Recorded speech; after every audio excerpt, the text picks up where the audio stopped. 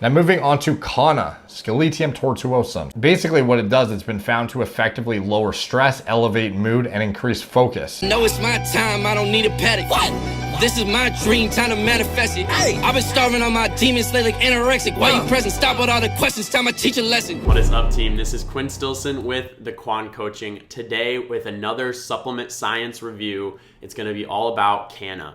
Is it actually a wonder drug that's going to decrease your depression, decrease your anxiety, increase your cognitive abilities, increase your mood, etc.? Is it going to do all of these things? How could it do all of these things? And is the science actually backing up these proposed benefits? We're going to talk all about that in today's episode. First, let's define what even is Kanna. Well, Kanna is a plant known as Sceletium Tortuosum, and it was found in South Africa where it's indigenous. And the South African people have been taking this plant for millennia due to its ability to reduce pain, reduce anxiety, stress, depression, elevate mood, and even increase focus and attention. So there was a lot of anecdotal evidence regarding Kanna, and that caused many scientific studies to eventually be done on it. But even before these scientific studies were done to actually look at these effects in a scientific manner, Kanna was supplemented even over in the West due to this anecdotal evidence of the South African people using this supplement.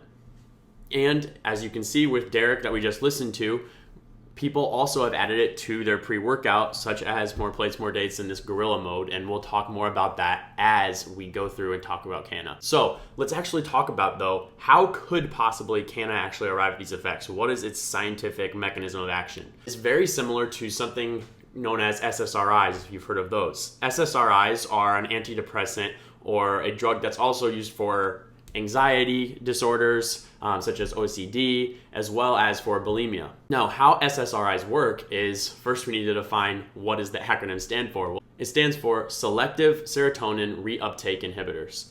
Now, what does that practically mean? Well, reuptake inhibitors means that it inhibits the reuptake. Reuptake meaning it's putting it back into the cell, to put it very simply.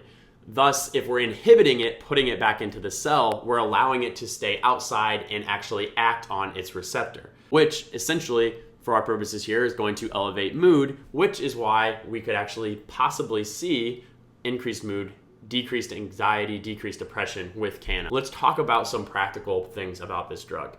First, let's talk about dosing. Dosing can be very confusing with a supplement such as this because it's not FDA regulated, meaning there's no set dosing requirements, no set laws as far as how we're going to actually distribute this supplement. Thus, different formulations actually have different amounts of the active compound. So going back to the mechanism actually, there's a specific compound within the plant known as mesembrine. It's an alkaloid. That specific compound is actually what's more responsible for the actions of Kanna. But that compound is only a small percent of the Kanna plant. That's important when we talk about dosing because the dosing is going to depend more on how much active component we're actually getting.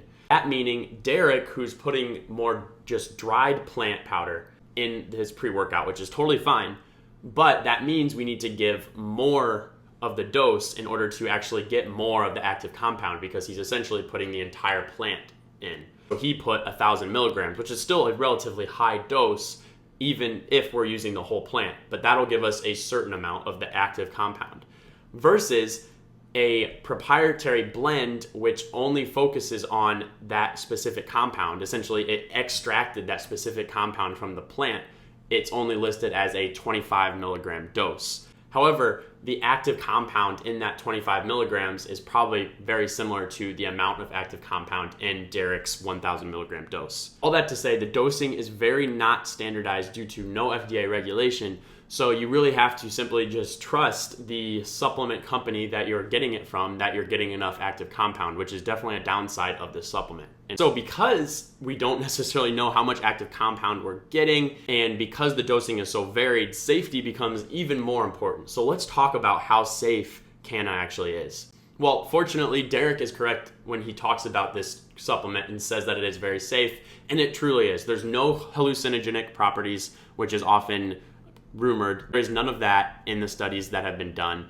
And also, people have taken Kanna at very high doses with very minimal side effects. There's studies showing scientists taking up to 5 grams themselves. This was back in the day when scientists would essentially just experiment on themselves.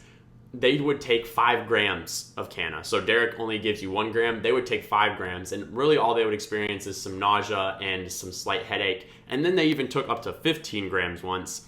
And this also mostly just gave them nausea and more of an increased headache as well, but nothing life-threatening, no change in their heart rhythm, nothing crazy as far as adverse events go. And again, with the human studies that have been done, there has never been adverse effects, no hallucinogenic properties. Really, I can confidently say this is a fairly safe drug as long as you are not taking it in extreme excess. So that is safety and dosing and the mechanism. With all of that, let's actually talk about the clinical studies that have been done and what we can glean from those as far as should we actually be taking Kanna? Does it actually give us scientifically proven benefit? The first study to talk about is psychophysiological effects of Zembrin, which is that proprietary 25 milligram blend I was talking about, using quantitative EEG source density in combination with eye tracking in 60 healthy subjects. Essentially what this study did was it used EEG, which is essentially the electrical activity of the brain, and it looked at how Kanna or Zembrin, this proprietary blend, would affect EEG signals when the subjects were doing memory tests, puzzles, basic arithmetic, and it wanted to see if it would actually improve cognitive ability. What they found was that the EEG actually did change when Kanna was used. They had increased alpha 1 and 2 as well as beta 2 waves, which are associated with enhanced memory and enhanced attention.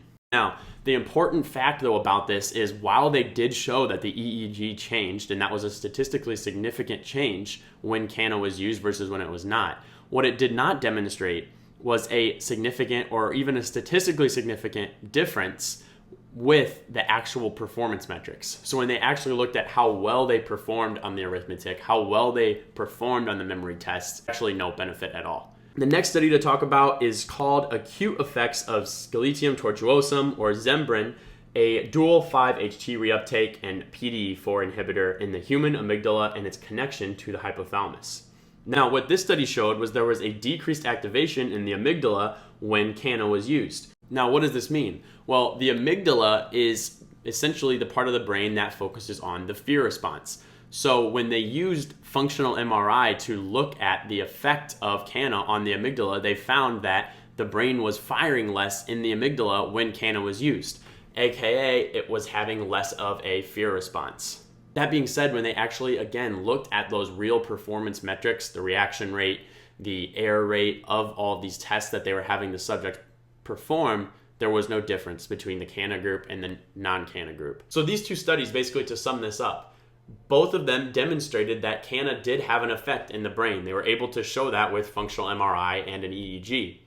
However, what they did not demonstrate is that these changes in the brain caused actual practical benefit. However, there was more studies though done based on these first two because they were like, oh, okay, well, it actually does have an effect in the brain. Let's see if we can actually create a scenario in which Kanna will actually give us those practical benefits, because it's obviously working in the brain somehow. There has to be some benefit, right? Well, let's look at some studies that looked at that. The first one to talk about is Sceletium Tortuosum ameliorates experimentally induced anxiety in healthy volunteers. So this is a very interesting study because on its face, it says it actually does decrease anxiety. That was the conclusion of the study, but we really do need to look at the study as a whole and see if that's actually the case. So this study was broken down into 2 main protocols. The first one was to look at performance and cognitive enhancing outcomes of Kanna.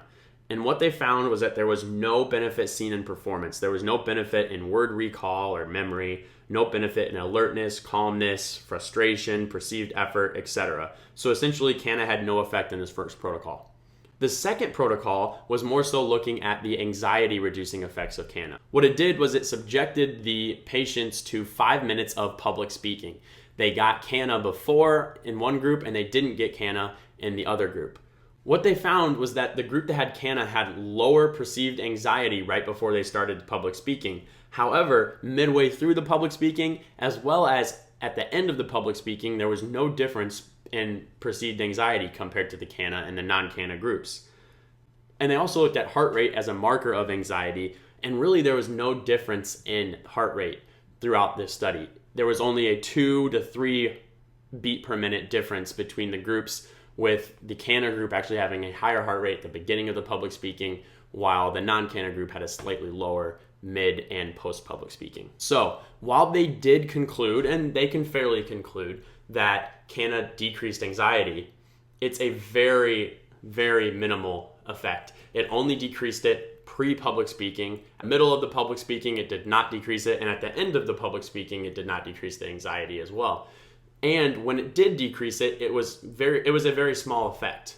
So all of that said, it could maybe, based on this study, decrease anxiety. And also, the study did actually mention that with a larger stress, so a larger stress than just speaking publicly for 5 minutes, you actually might see more of an effect with Kanna, which is fair. We definitely need to see more studies that look at Kanna with larger loads of stress. Now let's look at the next study that looked at, again, more practical benefits of Kanna. This one is titled Ergogenic Effects of 8 Days of Sceletium Tortuosum Supplementation on Mood, Visual Tracking, and Reaction in Recreationally Trained Men and Women. So this is a super interesting study because it really relates to taking Kanna as a pre-workout, as it was done in recreationally trained individuals and actually looked at sporting events and sporting performance. What they found was that there was no change in visual, motor, or physical reaction time when Kanna was used. And really the only difference that was found was in the second of 2 trials of the Y reaction test, which is an agility test. It was 19 seconds for the Kanna group versus 22 seconds for the non-Kanna group. For the first trial though, it was 19 seconds versus 19 seconds. Now, what does this mean practically? For a complex task that's going to cause great cognitive load, Kanna may be of benefit, however, very marginal if so. If, on the other hand, you have a more simple cognitive task, it's not going to be of much benefit. So if you're taking Kanna as a pre-workout and you're going to go lift, that is not a very cognitively stimulating event. Therefore, Kanna is probably not going to help you. Would it help you with the anxiety reducing effects? This study would say no, it actually did not show any difference in mood between the Kanna and the non-Kanna groups. So really, those are the 4 main scientific studies that have actually looked at clinical benefits of Kanna. So with that, let's sum up its effects. Let's see if you should be taking it, and let's see if Derek should be putting it in gorilla mode. Well, first we got to talk about, again, the anxiety reducing, depression reducing, and mood elevation effect. Is that the case based on the studies we just talked about? Do I think that you should take it for that purpose? Likely not is the short answer.